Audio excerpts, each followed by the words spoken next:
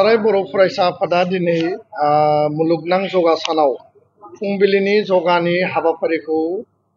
जोङो मावफुंनायनि उनाव उदालगुरि कलेजनि नैबे अडिट'रियामाव वार्कार्स मिट बिबानगिरिफोरनि बा मावथि जोंनि एबसुनि दखरानि दालाय एबसुनि आरो लोगोसे जिल्ला एबसु गासै दुलाराय बर' फरायसा आफादनि मिरु आफादनि गासै टीमा ज' थानानै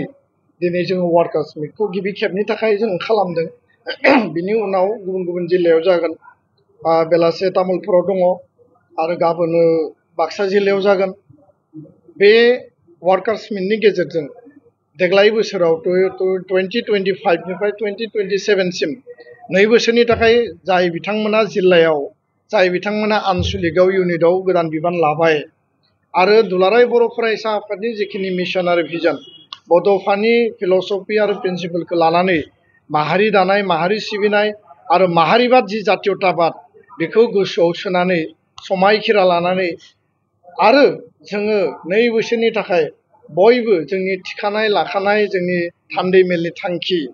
आरो जिखिनि जोंनि एजेन्डाफोर दङ, एम्स आरो अबजेक्टिभफोर दङ, बेखौ मावफुंनायनि थाखाय जोङो बयबो वार्कार्स मिटआव जोंनि एबसुनि बे गासै बिथिंखौ जोङो बुजिलायो, मिथिलायो आरो मर मटिभेसन आरो गाइडेड खालामनानै हारि दानायनि थाखाय, गेरेमसा माहारि दानायनि थाखाय जों हाबा मावलांनांगौ। आरो जिहेतु एबसुआ भलन्टियार आरो केडार बेस अर्गेनाइजेसन, माहारिया जेब्लाबो सिगां माहारिनि उनाव बा माहारिनि थाखाय आफाद दादों, आफादनि जों साफा साफा मावथि सोद्रोमा आरो भलन्टियार बा केडारा जुदि स्ट्रं जायाबा बिनि मेन्टेल, बिनि साइकोलजि, बिनि हेल्थ बा बिनि सिन्ता आरो आदर्शआ जुदि स्पिरिटेड नङाब्ला मालाबाबो जों हारिनि थाखाय खामानि मावनो हानाय नङा आरो हारिया बेजों मुलाम्फा जानाय नङा। संगठननि नामाव संगठन खालामबा जाया आरो संगठन खालामदोंब्ला, हारिनि सार्थआव खालामदोंब्ला संगठननि मावथि बिबानगिरिफ्रा बयबो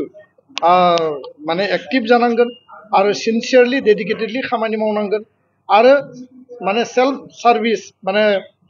भलन्टियार जि जोंनि माने सिस्टेम बे खामानिखौ मावनांगोन। बेखायनो एबसुआ भलन्टियार आरो केडार बेस अर्गेनाइजेसन आरो साफ्रोमबो एबसुनि मावथिखौ जोङो स्ट्रं खालामनाया आरो एबसुनि मावथिखौ मटिभेसन होनाया जोंनि बिबान आरो बेखायनो जों बे हाबाफारिखौ लादों। फैबाय थानाय समाव दुलाराय बर' फरायसा आफादा कलेज, इउनिभार्सिटि आरो स्कुलिं लेभेलाव माने माइनरखौ गारनानै जायफोरा माने क्लास 11-12निफ्राय जागायनानै आप टु माने इउनिभार्सिटि लेभेलसिम बिथांमोनखौ लानानै मेम्बारशिप ड्राइभ खालामगोन। मेम्बारशिप अट'मेटिकेलि साफ्रोमबो फरायसाया एबसुनि जेनेरेल मेम्बार्स आरो बेयो मोनसे एडप्टेड मेम्बार्स, खिन्थु जोङो माखासे सिस्टेमनि गेजेरजों जोङो बिथांमोनखौ मेम्बारशिप ड्राइभ खालामनायनि थाखाय एबाराव माने जोङो माखासे पलिसि लादों जाहाथे साफ्रोमबो बर' फरायसा फरायसुलिया जेराव जि फराया मानो, जेराव जिखि थाया मानो हारिनि फारसे बिसोरनि कमिटमेन्ट, हारिनि फारसे बिसोरनि डेडिकेसन आरो हारिनि फारसे बिथांमोननि जि सिबिनाय आरो अनसायनाया जेब्लाबो गोसोआव थायो। बे बाथ्राखौनो लानानै दिनै जों बे वार्कार्स मिटआव सावरायदों। उनाव आरो कन्टिनिउ गासै आसाम नाङै जिल्लायाव वार्कार्स मिटआ जागोन। जोंनि लास्ट डेलिगेट सिटिं, बिनि सिगाङाव जोंनि कनफारेन्स जादों आरो दा वार्कार्स मिट जादों। दासिम जोंनियाव खुनु पलिटिकेल एजेन्डा गैया आरो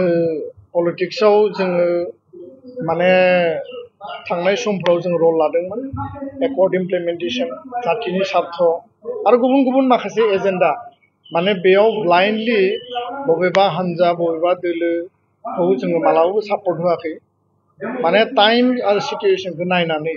हारिनि निड बेसखौ नायनानै आरो एजेन्डा आरो पलिसिनि आधारावसो एबसुआ